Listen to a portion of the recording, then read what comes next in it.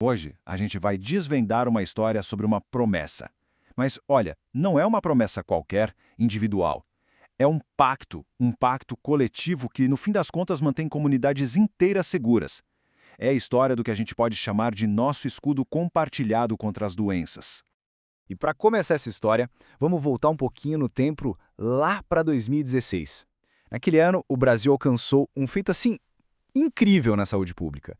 Uma doença, o sarampo, foi oficialmente considerada eliminada do país. Pensa só, uma vitória gigantesca, né? Foi o resultado de décadas de muito esforço e compromisso. Só que essa vitória, infelizmente, não durou muito. E a virada foi, assim, bem dramática. Dá uma olhada nesse gráfico. Apenas 2 anos depois da eliminação, a situação era essa. Entre 2018 e 2019, os casos de sarampo não só voltaram, eles explodiram. O gráfico mostra isso de um jeito que não deixa dúvida, né? O contraste é chocante. E aí, claro, a pergunta que fica martelando na cabeça é: o que aconteceu? O que deu tão errado e em tão pouco tempo? Como é que uma doença que a gente tinha conseguido eliminar volta com essa força toda? Bom, a resposta para essa pergunta está nesse outro gráfico aqui. E a correlação é direta e bem preocupante, por sinal.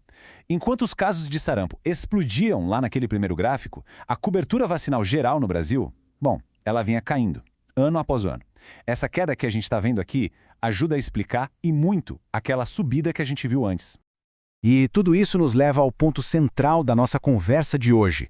A ideia de que se vacinar não é só uma decisão individual, sabe? É, na verdade, um verdadeiro pacto coletivo. Mas o que é esse tal de pacto coletivo?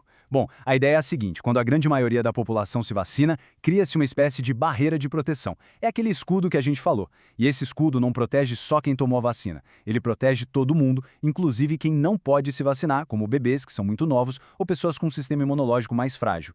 Ou seja, é uma responsabilidade de cada um, mas com um benefício que é de todos. E essa ideia não é nova, de jeito nenhum. A fonte que a gente usou para essa análise resume isso de uma forma perfeita. A vacinação é, sem dúvida, um dos maiores avanços da medicina moderna. Ela é responsável por salvar milhões de vidas. É uma das ferramentas mais eficazes que a humanidade já criou para controlar doenças em grande escala. E a gente nem precisa ir muito longe para ver o poder desse pacto em ação. Doenças que antes causavam pânico, sabe? Coisas como a poliomielite, a varíola, hoje elas estão controladas ou até mesmo foram erradicadas. E por quê? Graças a campanhas de vacinação que deram certo. São provas muito concretas de que, quando a gente age em conjunto, os resultados podem ser extraordinários. Ok, mas e quando esse pacto enfraquece? O que acontece? Bom, aí a gente entra na parte perigosa da história.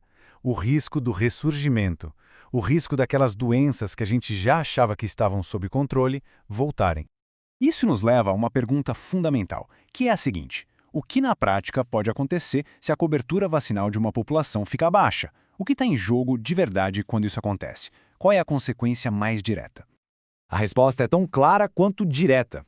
As doenças que estavam controladas podem sim voltar a circular. Simples assim. O caso do sarampo no Brasil, que a gente viu no começo, não foi um raio em céu azul, um evento isolado. Foi, na verdade, um exemplo perfeito e até previsível do que acontece quando o nosso escudo coletivo começa a ter falhas. Certo? Então a gente chega na parte da solução. Se o problema nasce de uma falha coletiva, faz todo sentido que a solução também precise ser, né? A gente está falando aqui de uma responsabilidade pública que tem que ser compartilhada. E para reverter essa tendência de queda, não tem mágica. É preciso um esforço conjunto, de todo mundo. De um lado, o governo, que tem o papel de garantir que as vacinas cheguem e que a informação correta também. Do outro, os profissionais da saúde, que estão ali na ponta, orientando. E, claro, a população. Cada pessoa entendendo seu papel fundamental nesse grande pacto pela saúde de toda a comunidade. E a gente termina com uma reflexão, porque a história do controle de doenças não é uma daquelas que tem um ponto final, uma vitória definitiva. É uma história de sucesso contínuo, que precisa de manutenção. Então a questão que fica no ar é: como é que a gente, como sociedade, garante que nosso escudo coletivo não seja apenas reconstruído, mas que ele permaneça forte? Forte o bastante para proteger também as próximas gerações.